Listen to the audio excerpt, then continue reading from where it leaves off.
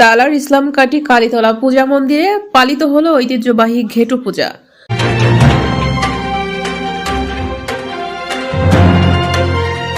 দর্শক সকলকে আমন্ত্রণ জানাচ্ছি বিবিআর নিউজের জনপদের সংবাদে। ক্রাইম রিপোর্টার খান অলিউর ইসলামের পাঠানো ভিডিও চিত্রে বিস্তারিত দেখুন। পূজা হলো বাংলার এক অন্যতম লৌকিক দেবতা ঘেটু ঠাকুরের উদ্দেশ্যে বাৎসরিক পূজা উৎসব।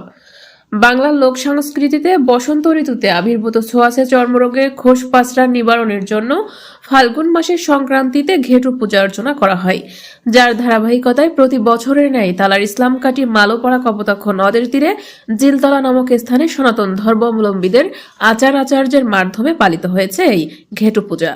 পূজায় আগত দেবাশিস কুমার বলেন, সনাতন ধর্মাবলম্বীদের বাংলা লোক সংস্কৃতিতে বসন্ত ঋতুতে উদযাপিত এই পূজায় আগত দর্শনার্থী ছিল চোখে পড়ার। গাউটি পুজোটা গ্রামব্যাপী গাউটি পুজো, এখানে বহুত প্রাচীনকাল থেকে এটা হয়ে আসে।